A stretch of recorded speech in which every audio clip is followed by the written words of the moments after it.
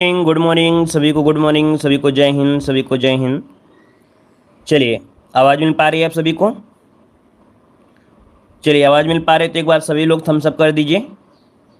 जितने लोग भी यहाँ पर जुड़ चुके हैं सभी लोग एक बार थम्स अप कर दीजिए अगर आवाज़ आ रही है, ताकि हमें पता चल पाए कि आप सभी तक हमारी आवाज़ पहुँच पा रही है।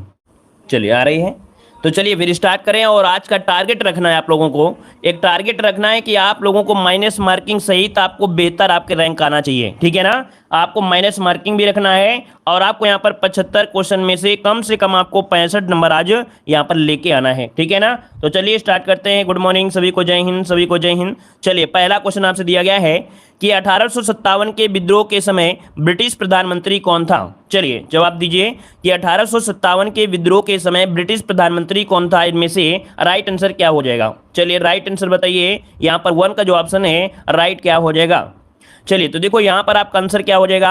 यहाँ पर ऑप्शन बी बनेगा, पामस्टन थे। कौन थे भाई? पामस्टन, जो कि ऑप्शन बनेगा यहाँ पर आपका बी नंबर हो जाएगा, ठीक है ना। यहाँ पर याद रखिए इनका जो आपका शासनकाल था, अर्थात इनका जो कार्यकाल था वो 1855 से लेके आपके 1858 तक आपका रहा था। तो आप समझ गए हैं कि 57 के बीच में कौन रहे होंगे? तो पामस्टन, जो कि ऑप्शन बी नंबर है। आगे बढ़ते, क्वेश्चन दिया गया है कि बुद्ध ने अपने जीवन की अंतिम वर्षा ऋतु कहाँ पर बिताई थी। चलिए बताइएगा कि बुद्ध ने अपने जीवन की अंतिम वर्षा ऋतु कहाँ पर बिताई थी। यहाँ पर जो आपका राइट आंसर हो जाएगा क्या हो जाएगा? चलिए तो देखो आपका जवाब क्या हो जाएगा, वैशाली या श्रावस्ती। चलिए बताइएगा यहाँ पर वैशाली हो जाएगा या श्रावस्ती हो जाएगा। तो यहाँ पर देखिए जो ऑप्शन बी नंबर है वैशाली, क्या हो जाएगा? वैशाली हो जाएगा भाई। इसका जवाब देना है आप लोगों को, वैशाली देना है। ये जो कुशीनगर है, कुशीनगर में तीनों ने अपने प्राण त्यागे थे, है ना। वो अंतिम वर्षा ऋतु आपकी है, तो ऑप्शन बी हो जाएगा।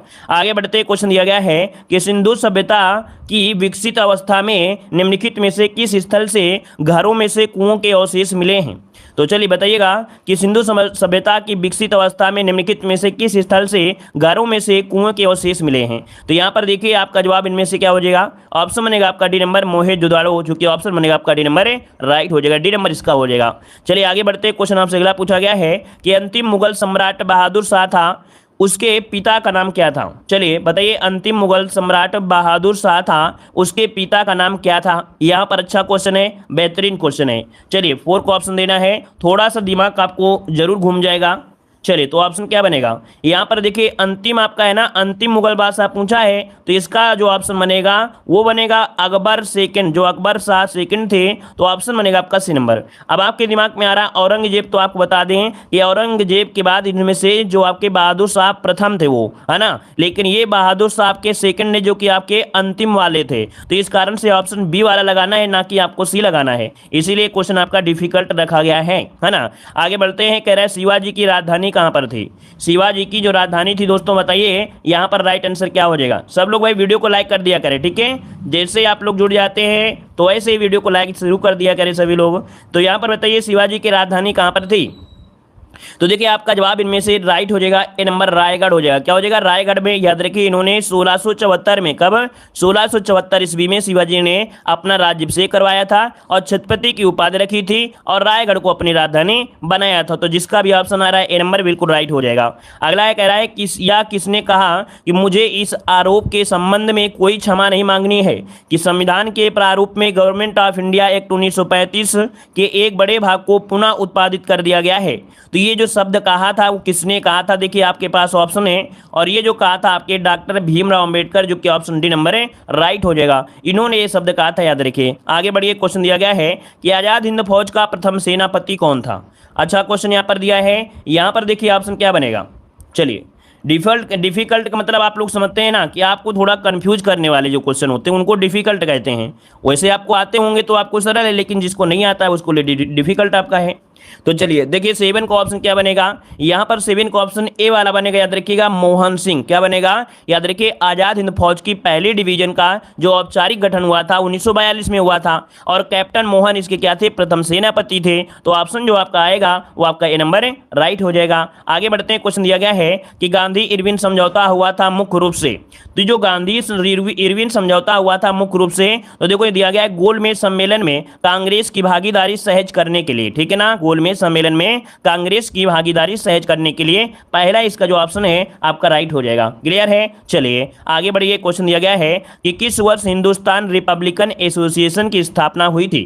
किस वर्ष हिंदुस्तान रिपब्लिकन एसोसिएशन की स्थापना हुई थी? 9 का ऑप्शन में से क्या बनेगा? चलिए 9 का ऑप्शन दीजिएगा यहाँ पर। तो देखो भाई आपका जवाब इनमें से बनेगा क्या? B number. देखिए बी नंबर आपका यहाँ पर याद रखिए 1924 में। कब हुई थी? 1924 में बनी थी, याद रखिए अक्टूबर 1924 में। ठीक है ना?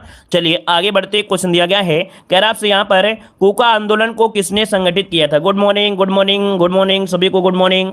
चलिए कह रहा है कूका आंदोलन को किसने संगठित किया, आपसे पूछा है। तो देखिए 10 नंबर की अगर हम बात करें तो यहाँ पर दिया है गुरु रामदास दिया है। यह ऑप्शन क्या बन सकता है? ऑप्शन यहाँ पर देखिए सी नंबर गुरु राम सिंह। क्या है भाई? ऑप्शन हो जाएगा गुरु राम सिंह। देखिए पश्चिमी पंजाब, आपने नाम सुना है पश्चिमी पंजाब, वहां पर कूका आंदोलन की क्या हुई थी? शुरुआत हुई थी। ठीक है, कूका आंदोलन की क्या हुई थी? शुरुआत हुई थी, याद रखिएगा। और भगत जवाहर द्वारा यहाँ पर की गई थी। उन्हें मुख्य रूप से यहाँ पर कह सकते हैं कि सियान साहब के नाम से पुकारा जाता था। तो यहाँ पर जो ऑप्शन है आपका सी हो जाएगा। आगे बढ़ते। क्वेश्चन दिया गया है कि भारत की सर्वाधिक वर्षा मुख्य प्राप्त होती है।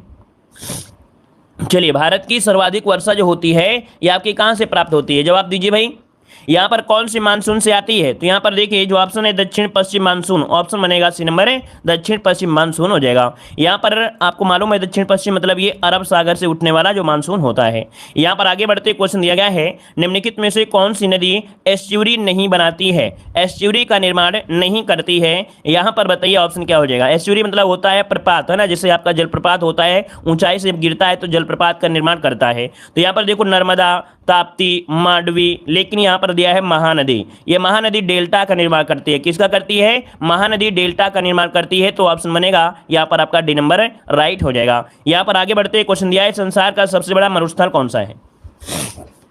चलिए संसार का सबसे बड़ा मरुस्थल पूछा गया है तो यहाँ पर आपका आंसर क्या होगा? तो देखिए सहारा मरुस्थल है। सहारा मरुस्थल ये विश्व का सबसे बड़ा मरुस्थल है, याद रखिएगा, है ना। और ये ध्रुवीय मरुस्थल है, इसे ध्रुवीय भी कह सकते हैं। अफ्रीका में स्थित है। कहाँ पर? उत्तरी अफ्रीका में स्थित है। लगभग देखा जाए काफी बड़ा क्षेत्र आपका इसका ऑप्शन सी होगा। अगला निम्नलिखित में से कौन सा देश कैस्पियन सागर से सीमा नहीं बनाता है?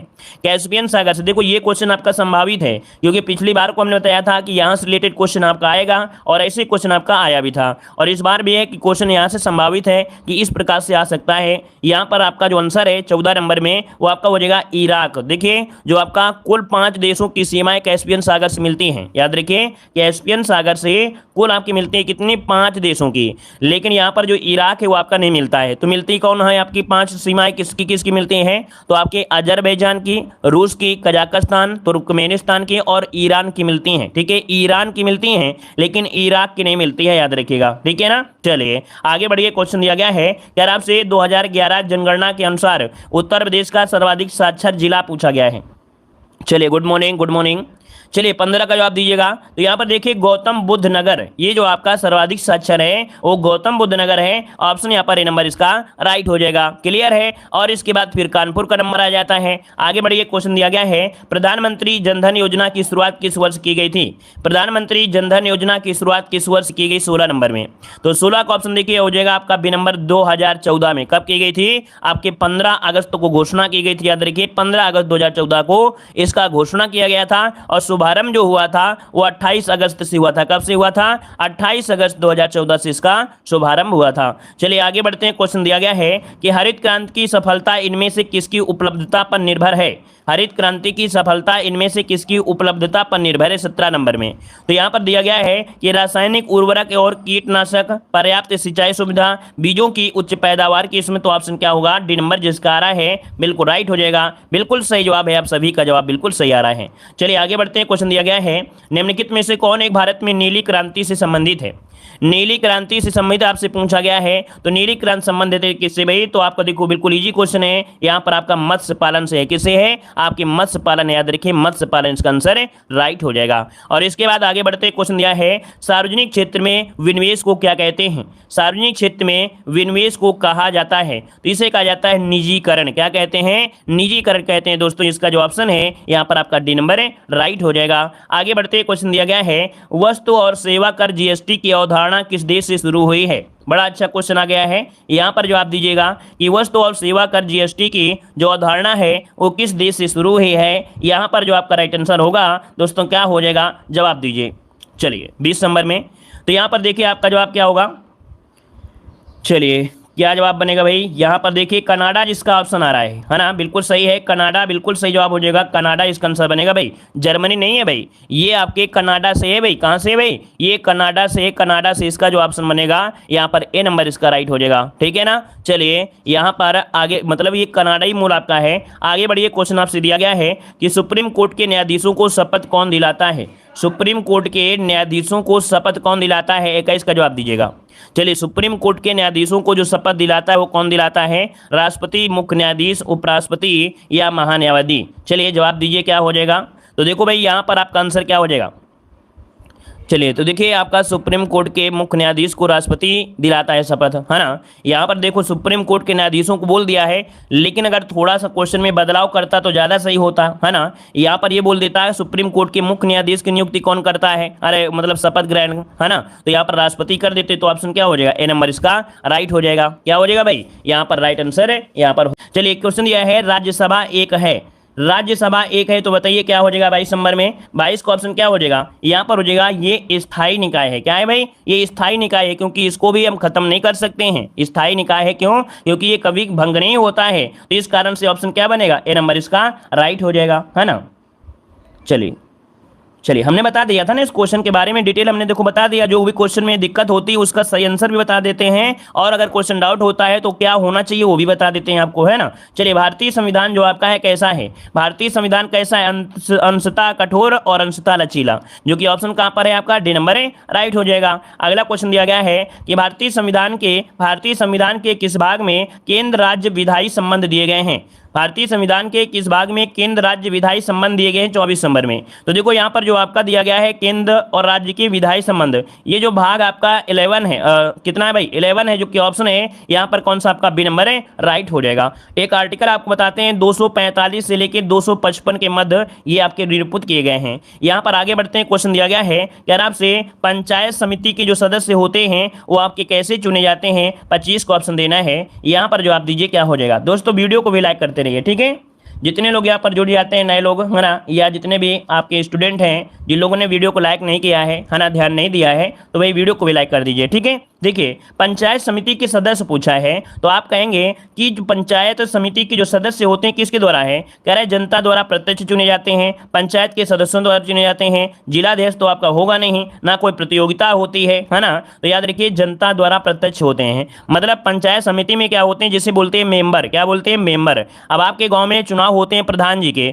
तो प्रधान जी के साथ साथ मेंबरी के भी चुनाव होते हैं। क्यों भाई, मेंबर के भी चुनाव होते हैं कि नहीं होते हैं, मेंबर के साथ में चुनाव होते हैं। तो इसका मतलब ये हो गया कि आप लोग जब जाते हो प्रधान को भी वोट देते हो और मेंबर को भी देते हो, तो इस कारण से ऑप्शन क्या हो गया, यहाँ पर जनता द्वारा प्रत्यक्ष चुने जाते हैं, ठीक है। चलिए आगे बढ़िए, क्वेश्चन दिया गया है कि जलयुक्त गिलास में तैरता हुआ बर्फ का टुकड़ा जब पिघलता है तो पानी का जो स्तर होता है वो क्या होता है। माना ये गिलास आपका है जो कि पानी से भरा हुआ है और इसमें हमने बर्फ का टुकड़ा डाल दिया और ये जब घुल जाएगा, है ना, तो ये बताइए पानी का जो स्तर होगा बाहर निकल आ जाएगा या इसका सेम ही रहेगा। तो याद रखिएगा कि ऑलरेडी जब बर्फ का टुकड़ा जाता है तो अपना स्थान बराबर घेर लेता है, अर्थात ये कह सकते हैं कि सेम रहता है, क्या सेम रहता है, याद रखिए सेम होता है, ठीक है ना। तो ऑप्शन बनेगा यहाँ पर सी नंबर राइट हो जाएगा। आपने देखा होगा जब बर्फ का टुकड़ा जाते हो तो इसका 90% भाग नीचे आ जाता है, मतलब पानी में डूब जाता है, 10% भाग ऊपर रहता है, या ऑलरेडी अपना जो जगह घेरे होता है उतने में ही घुल जाता है और अपना स्थान वही रहता है जो कि डाला गया था। तो ऑप्शन क्या होगा आपका सी नंबर हो जाएगा, ठीक है ना।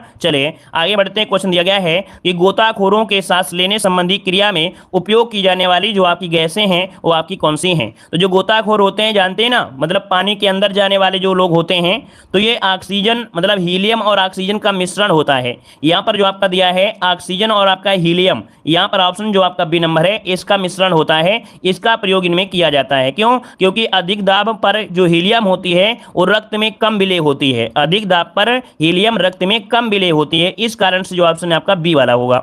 आगे बढ़ते क्वेश्चन दिया गया है कि रेशम का कीड़ा अपने जीवन चक्र के के किस चरण में वाणिज्यिक तंतु पैदा करता है? तो देखो भाई, आपको मालूम है कि रेशम का कीड़ा से हम लोग रेशम प्राप्त करते हैं।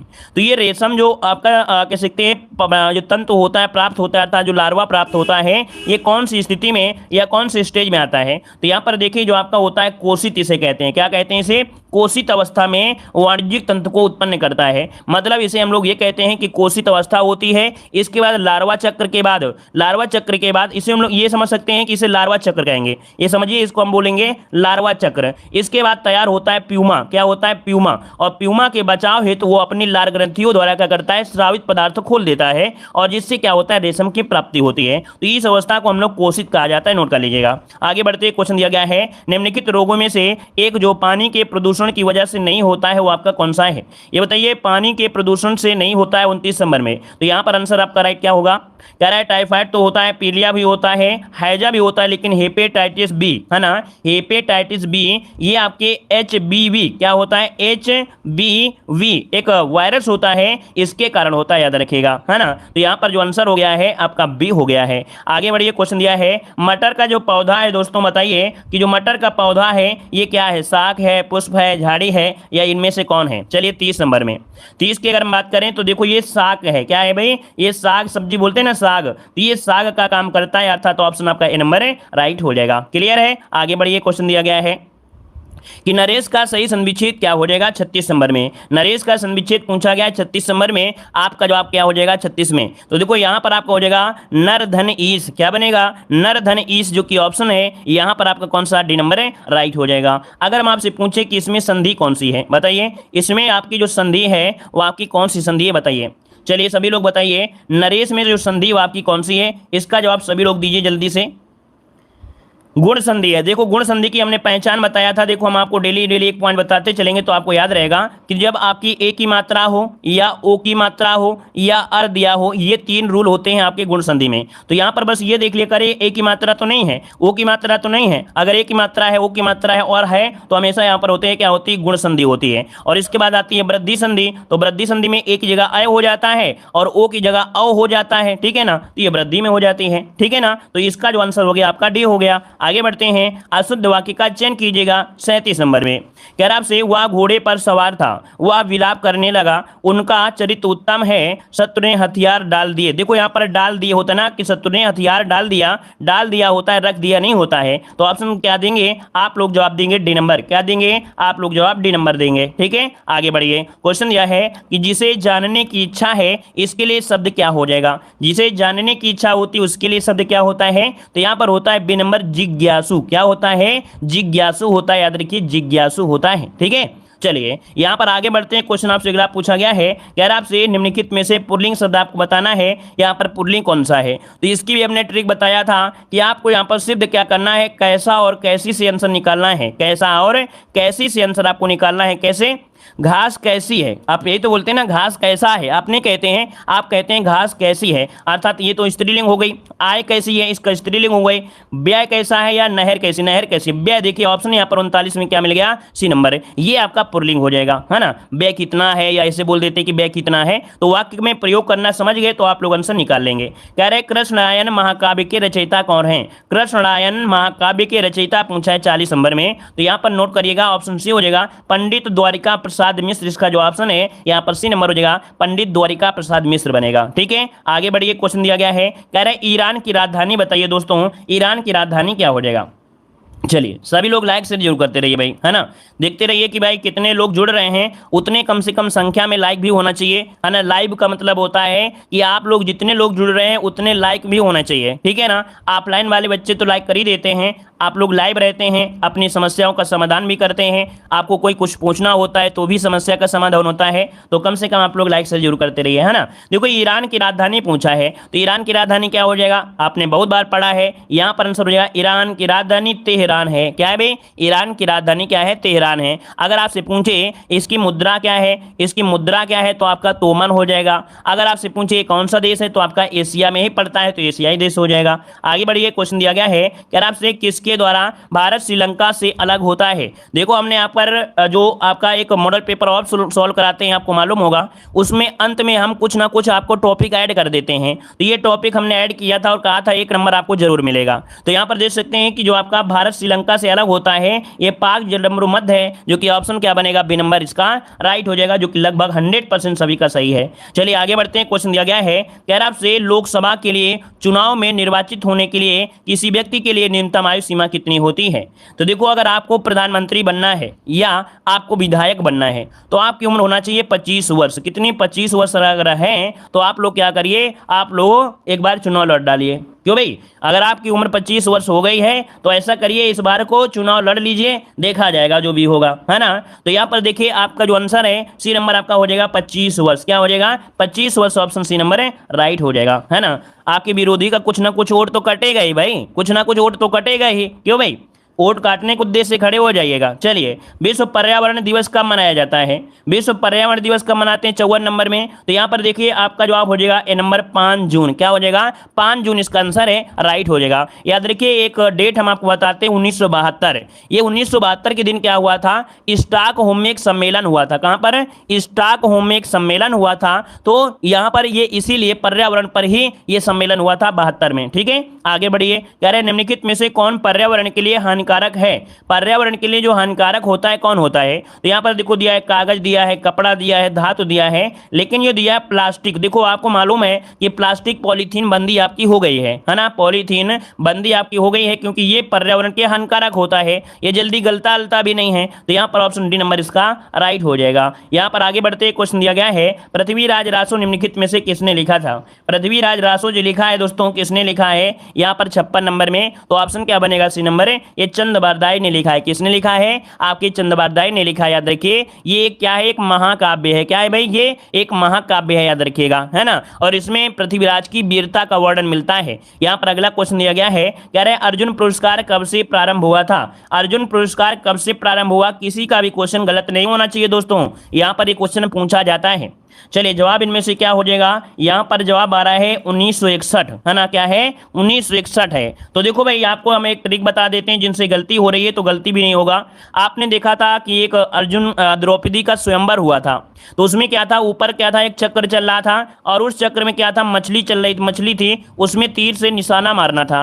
तो इसमें निशाना मारने के लिए एकटक निगाह देखना चाहिए। क्या? एकटक निगाह होना चाहिए, तभी तो मार पाएंगे ना। तो अर्जुन ने क्या किया? एकटक निगाह मारी और एकटक बिल्कुल एक टका टक, है ना, और इसके बाद सीधा तीर छोड़ दिया। तो एक टक 61, एक टक 61 हो गया, है ना। तो यहाँ पर क्या हो जाएगा? ऑप्शन नंबर है राइट हो जाएगा, एक टक 61 याद रहेगा और 19 आपको याद रखना है। आगे बढ़िए, क्वेश्चन दिया गया है कि रणजी ट्रॉफी और आगा खां कप किससे संबंधित है? तो देखो रणजी ट्रॉफी दिया है 68 नंबर में, सॉरी 58 नंबर में। रणजी ट्रॉफी जो दी जाती है वो आपकी क्रिकेट में दी जाती है और आगा खां कप जो दिया जाता है हॉकी में दिया जाता है। तो ऑप्शन क्या हो जाएगा? आपका डी नंबर है राइट हो जाएगा, है ना। यहाँ पर आगे बढ़िए, क्वेश्चन दिया गया है कि विश्व व्यापार संगठन जिसका अंग है वह आप बताइए किसका अंग है? विश्व व्यापार संगठन जो आपका है ये किसका अंग है? तो ये अंग है आपके किसका?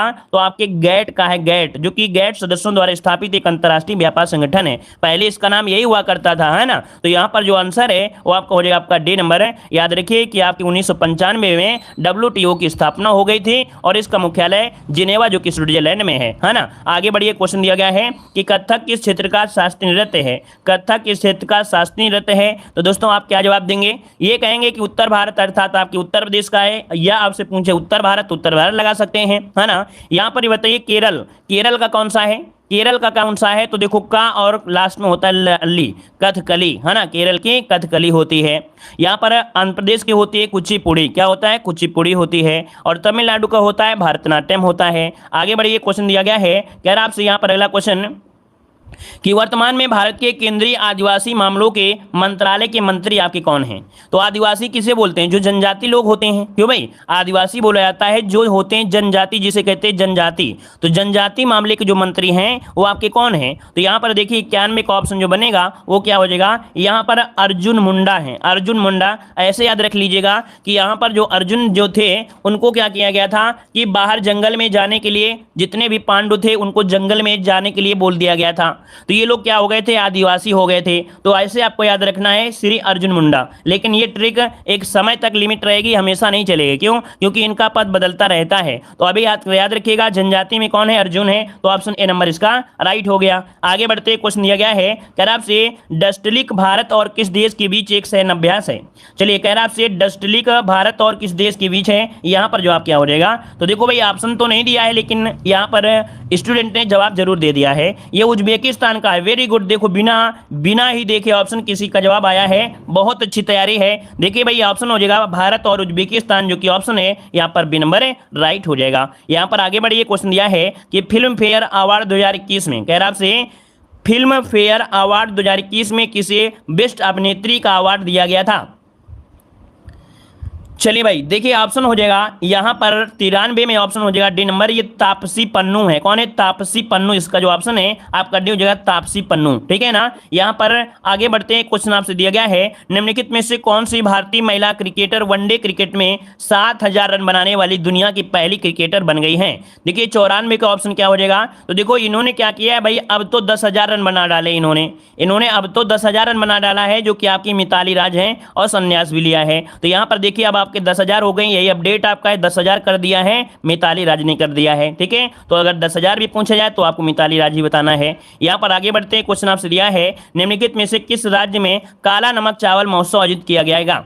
तो चलिए बताइएगा काला नमक चावल महोत्सव कहां पर आयोजित किया गया है 95 में? तो ऑप्शन देखिए सी नंबर आपके उत्तर प्रदेश में किया गया है। कहां पर? आपके उत्तर प्रदेश में किया गया है। याद रखिए उत्तर प्रदेश में, है ना। और बताइए अगला क्वेश्चन कह रहा है, हाल ही में भारतीय दूरसंचार नियामक प्राधिकरण के किस पूर्व अध्यक्ष का निधन हो गया है? तो देखो भाई यहाँ पर जो निधन हुआ है आपके राहुल खुल्लर का। क्या है? राहुल खुल्लर का निधन हुआ है।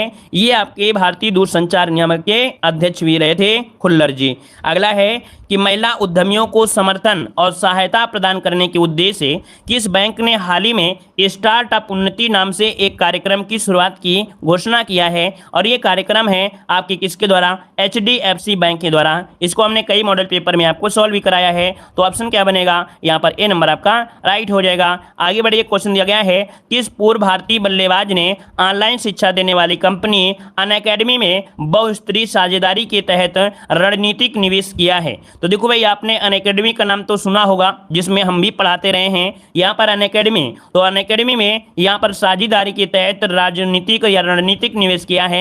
98 में ऑप्शन क्या हो जाएगा? सचिन तेंदुलकर, जो कि ऑप्शन है यहाँ पर ए नंबर है, Sachin Tendulkar option A number है राइट हो जाएगा, है ना। आगे बढ़िए क्वेश्चन दिया गया है, यहाँ पर कह रहा है कि हेनले पासपोर्ट इंडेक्स 2021 में भारत का जो स्थान है वो आपका कौन सा है? हेनले पासपोर्ट इंडेक्स 2021 में भारत का स्थान पूछा गया है। तो देखो भाई यहाँ पर जो आपका 21 में अगर पूछ ले तो 21 में आपको बताना क्या है? 21 में बताना है 85। अगर आपसे पूछे 2022 में कौन सा स्थान है, 2022 में कौन सा स्थान है, तो ये भी क्वेश्चन आपसे पूछा जा सकता है। क्यों भाई? ये 2000 में बताइए भाई 2022 में स्थान क्या है? 2022 इसके पहले हमने आपको बताया भी था 2022 में कौन सा स्थान है? 87 नंबर है। कितना है भाई? 87 नंबर। तो दोनों याद रखिएगा कि 21 में था 85, 2022 में हो गया है 87। नंबर 1 में पहले भी जापान था और इस बार भी को भी जापान ही है, याद रखिएगा, है ना। उस बार को भी जापान था और इस बार को भी जापान नंबर 1 में है। आगे बढ़िए कि हबीबगंज रेलवे स्टेशन का नाम बदलकर क्या कर दिया गया है? हबीबगंज रेलवे स्टेशन का नाम बदलकर क्या रख दिया गया है? तो आपका जवाब क्या होगा? तो यहाँ पर देखिए 100 में ऑप्शन बी हो जाएगा, अटल बिहारी वाजपेयी रेलवे स्टेशन। क्या कर दिया गया है? अटल बिहारी वाजपेयी रेलवे स्टेशन कर दिया गया है। आगे बढ़ते हैं। क्वेश्चन आपसे अगला पूछा गया है, जैसा कि हम आपको डेली यहाँ पर कुछ क्वेश्चन और, क्योंकि जरूरत है आप लोगों को एक्स्ट्रा और ज्ञान लेने के लिए, तो यहाँ पर देखो दिया है, हाल ही में 36 सीटों के लिए हुए उत्तर प्रदेश विधान परिषद चुनाव में सर्वाधिक 33 सीटें किस राजनीतिक पार्टी को प्राप्त हुई हैं? तो 10 का ऑप्शन क्या बनेगा? तो यहाँ पर भाजपा को प्राप्त हुई है। तो ऑप्शन क्या बनेगा? ए नंबर राइट हो जाएगा। क्लियर है भाई? चलिए यहां पर आगे बढ़ते हैं। क्वेश्चन दिया है आईपीएल के इतिहास में रिटायर्ड आउट होने वाले पहले खिलाड़ी आपके कौन बने हैं। तो जो आईपीएल के इतिहास में रिटायर्ड आउट होने वाले पहले खिलाड़ी, इनका नाम है यहां पर आपका बी नंबर है, इनका नाम है रविचंद्रन अश्विन, है ना। ऑप्शन हो जाएगा बी नंबर हो जाएगा। अगला क्वेश्चन दिया गया है कि हाल ही में संघ लोक सेवा आयोग यूपीएससी का नया अध्यक्ष किसे नियुक्त किया गया है। आपका जवाब इनमें से क्या हो जाएगा। तो यहां पर हो जाएगा डॉक्टर मनोज सोनी। क्या, डॉक्टर मनोज सोनी। ऑप्शन क्या हो जाएगा यहां पर आपका ए नंबर है, राइट हो जाएगा। ठीक है ना। चलिए हम कमेंट नहीं करते हैं, कमेंट अगर गलत होता है तो होता है, ठीक है।